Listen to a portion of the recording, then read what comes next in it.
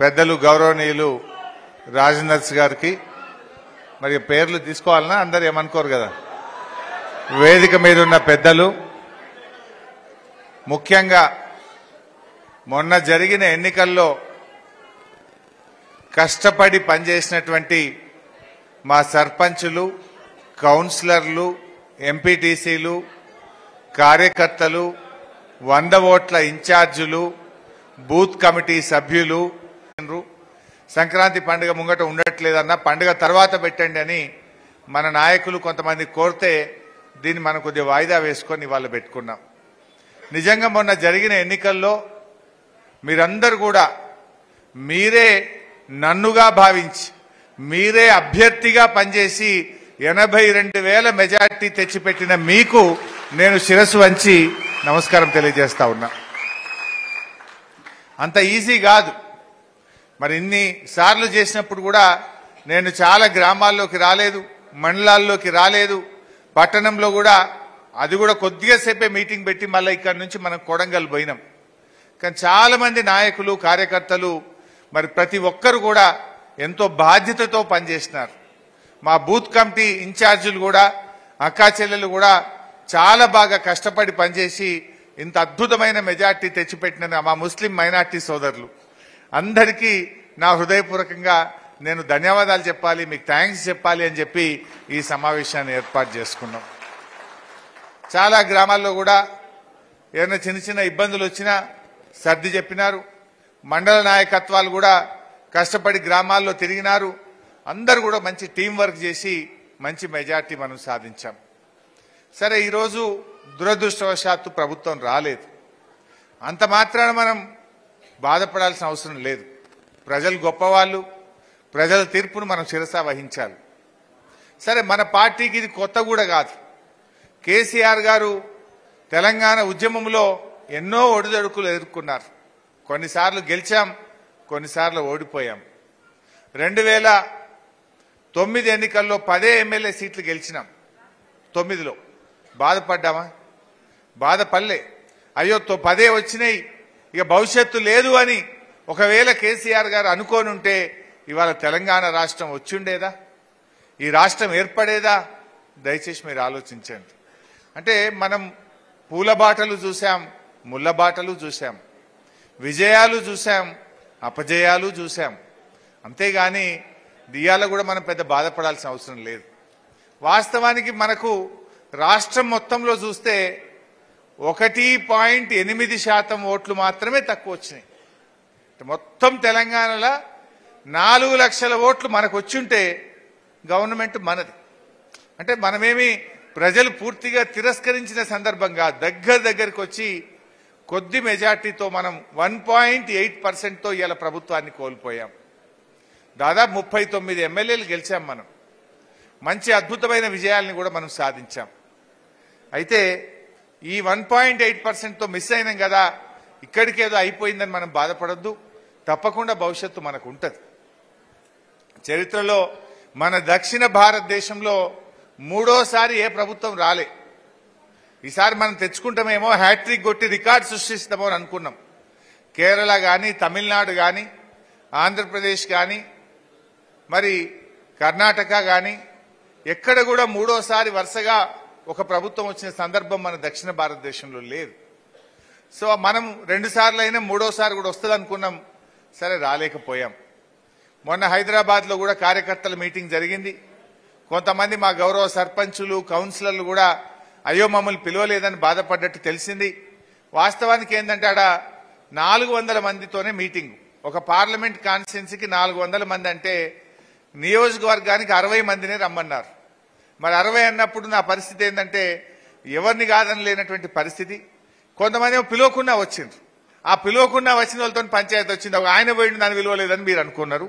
So దాంతో ఎవరు కూడా బాధపడొద్దు. అయితే చాలా వివరాలు కూడా మాట్లాడుకున్నాం అక్కడ. చాలా విషయాలు కూడా చెప్పారు, రకరకాల సూచనలు కూడా వచ్చాయి. మనకు ఈ బంధులు కొంత ఇబ్బంది పెట్టినాయి. దళిత బంధు, బీసీ బంధు మన పార్టీకి నష్టం చేసిందని కొంతమంది కార్యకర్తలు చెప్పారు. హౌసింగ్ ప్రోగ్రామ్ను ఇంకా కొంత ముందు స్టార్ట్ చేసి ఉండే అది దాని విషయంలో కొంత నష్టం జరిగిందని చెప్పారు. ఇంక ఇట్లా రకరకాల మంచి సూచనలు వచ్చినాయి. మనము పనులు బాగా చేసినాం, అంత ఆన్లైన్ చేసినాం, ఓట్లకు పోయే వరకు నువ్వు ఇచ్చినావా, గవర్నమెంట్ ఇచ్చింది పో అంటారు వాళ్ళు. అది కార్యకర్త యొక్క, ఉద్యమకారుడి యొక్క కొంత గౌరవం పెంచేది ఉండే. 5 లక్షల రైతు బీమా వస్తే చక్కగా పోయి బ్యాంకులో పడ్డది, ఆ ఇచ్చిన పేరు మనది లేదు.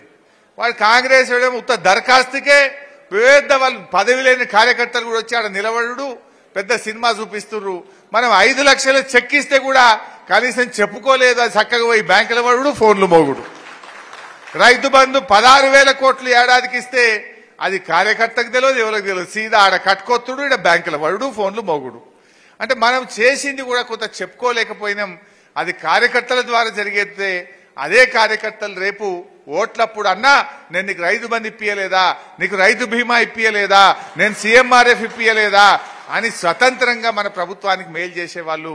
మనం అది చేసుకోలేకపోయినామని కూడా కొంతమంది కార్యకర్తలు చెప్పారు. సరే, మనకేమో కష్టపడి తెచ్చుకున్న తెలంగాణ, పోరాటాలు చేసి తెచ్చుకున్న తెలంగాణ, ప్రజల ఆకాంక్షలు నెరవేర్చాలని తన్లాడి తొందరగా పనుల మీద దృష్టి పెట్టినాం కొద్దిగా. నిజంగా తెలంగాణ రాకముందు కరెంట్ ఏంది, ఇవాళ కరెంట్ ఏంది, తెలంగాణ రాకముందు మంచినీళ్ళేంది, ఇవాళ ఈ రాష్ట్రంలో మంచినీళ్ళేంది, ఆనాడు సాగునీరేంది, ఇవాళ సాగునీరేంది, ఆనాడు పండిన పంటల పరిస్థితి ఏంది, ఇవాళ పండుతున్న పంటల పరిస్థితి ఏంది, ఎన్ని చేసుకున్నాం. కానీ ఏంటంటే అబద్ధాలు ప్రచారం చేసిండ్రు. ఇలా కాంగ్రెస్ పార్టీ తీరెట్లుందంటే ఆనాడు ప్రచారంలో అబద్ధాలు, నేడు పాలనలో అసహనం. ఎవరన్నా అడిగితే ఏం మాట్లాడుతుంటారు కదా, ఆనాడు ప్రచారంలోనేమో అన్ని గోబల్స్ ప్రచారం చేసిండ్రు.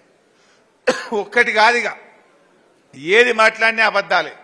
మొన్న అసెంబ్లీలో ఒకటి పట్టుకున్నా నేను ఉదాహరణకు. ఏమయ్యా మీరు ప్రగతి భవన్లో 150 బెడ్రూమ్లు ఉన్నాయంటివి, స్విమ్మింగ్ పూల్ ఉందన్నదంటివి, ఎందెందో చెప్పిర్రు కదరా భయ్ ఎలక్షన్లల్లా. ఇప్పుడు బట్టి విక్రమార్క గారు నువ్వే పోయి అందులో ఉంటున్నావు కదా, ఎన్ని ఉన్నాయో చెప్పవయ్యా ఇప్పుడు అని అడిగిన. నవ్వుతురు తప్ప లేచి మాట్లాడతలేరు.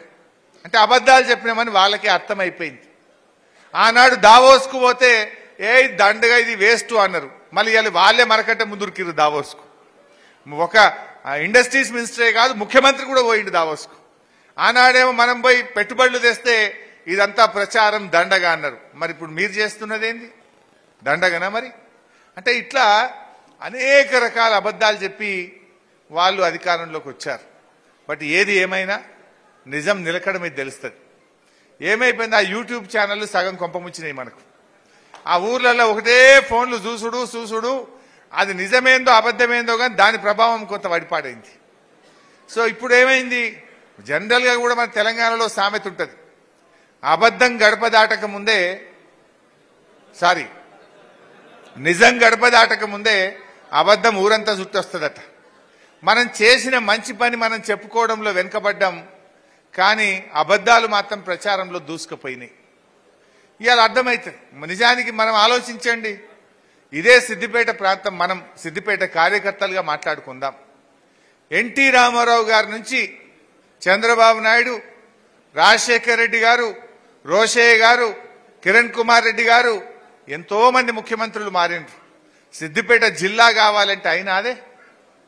ఇవాళ దశాబ్దాల కలను నిజం చేసింది ఈ బీఆర్ఎస్ పార్టీయా కాదా అని నేను అడుగుతా ఉన్నా. ఒక్క సిద్దిపేటనైందా, 33 జిల్లాల తెలంగాణ చేసిండి. ఇవాళ మన కేసీఆర్ పరిపాలనను ప్రజలకు అందుబాటులోకి తెచ్చారు. ఆనాడు సంగారెడ్డి పోవాలంటే మబ్బులు 5 గంటలకు లేచి బస్టాండ్ల బస్ ఎక్కితే ఎంప్లాయ్మెంట్ కార్డు తీయాలన్నా, ఏ చిన్న పని కలెక్టర్ని కలవాలంటే 5:30కు 4:30కు లేచిపోవాల్సినటువంటి పరిస్థితి ఉండేది ఆ రోజు. ఇవాళ పాలన దగ్గరగా వచ్చినటువంటి పరిస్థితి. ఒక మన కళ ఉండేది, సిద్దిపేట రైలు కావాలి, సిద్దిపేట జిల్లా కావాలి, సిద్దిపేటకు గోదావరి జలాలు